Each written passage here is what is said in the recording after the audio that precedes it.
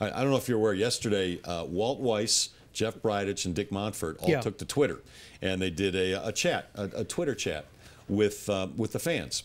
So the fans could tweet questions to them, specifically to each individual, and that individual would answer. We watched it. It happened at noon yesterday, Denver time, and here were some of the tweets to and from the Rockies brass and the fans. From Kyle, "Why are you so okay with a losing culture, Monfort?" And Dick Monfort answered, it's kind of a harsh question. Dick Monfort answered, "We do not have a losing culture, and I have never been okay with losing." I need to take a little bit of issue with that. No, Dick is not okay with losing. Who they would don't be? know how Who to would win. be? They don't know how to win right now. And they do have a losing culture. They just do. You're right. Over the last 4 years, their average record has been 69 and 93. And people there have not been happy. I'm not talking about just the players. I'm talking about coaches, talking about managers. I'm talking about people in the front office, people there, and people on the business side. People there are not happy. And the fact that Dick Monfort doesn't recognize that, the fact that Dick Monfort is so self-unaware and so unaware of what's going on in his own organization and how the outside world views that organization, I'm sorry, Dick, you've got a losing culture there, and you've got to make more changes. It's not just about winning, although that helps. It's a losing culture. Yeah, the record defines that. Yeah. All right, from Win Barrett. Dick Monfort, what would you say is the culture at 20th and Blake? And Dick Monfort's answer was, "I think we have a great culture, and it shows in the ballpark experience, the way our staff treats our customers." And see, that's been the issue, is they used to tell that to me all the time, that our ballpark's cleaner, our hostess and the people that run the ushers are nicer. All of that's true. I pay and take my family to 4 or 5 games a year. They do that remarkably well.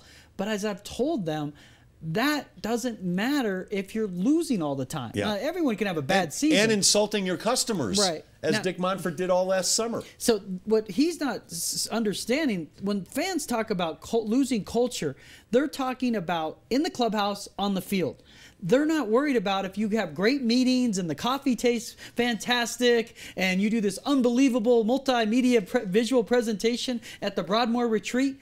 None of the people care about that. They care about, is the team going to play well? Yeah. And if not win, play hard and compete and feel like they're in it. I mean, fans root for losing teams if you feel like there's admirable characteristics and they're in games. But when you're just getting absolutely your ears boxed every night, that's a losing team. And the fans see losing culture as the team. He sees the culture as his environment, which is the business, which is and all that, and fans don't care about that. Well, look, I go back to last summer. He's insulting his fans. While he's giving them a nice place to go see a ballpark, he's insulting them as well. Through Twitter, through Facebook, through emails. He doesn't get it. He just doesn't get it. This is also from Dick Monfort.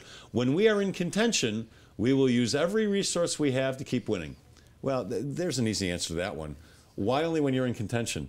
Why not use every resource you have to be in contention? And that question, if I recall from yesterday, was if you are in contention. So it was a Jonathan Gray question. They said, if you're in contention, will you bring up young people like Jonathan Gray? And he said, when? Yeah. This bravado. He doesn't get it. But I've had that argument with him, Les. Spend more to make more. Yeah. If there's 28,000 people going now, how many think you would go if you were contending? But you know what? He doesn't want to take that chance because he's very happy with the money he's making right now. It's a comfortable model. There's an adage in business. You have to spend money to make money. Right. He's making money right now. So why spend more? You and I know, so why spend more? But you and I know if he worked it smartly, if he were to put a winning product on the field, he would be making a whole lot more money. He's just not willing to take that risk. Higher risk, higher reward, where he's comfortable in the financial setting now. There's just not a lot of motivation for him to say, let's make the payroll $140 million. Exactly. There isn't a lot of motivation for that. And the last question was to Jeff Bridich, the general manager, about a pitch limit, because there are a lot of people who still believe that the Rockies are on some 100 pitch limit or something like that. And Bridich has come right out. He said it on this show, and he's saying it here on Twitter. There is no pitch limit. It's all dependent on the game. And I've heard Walt Weiss down in Scottsdale this week say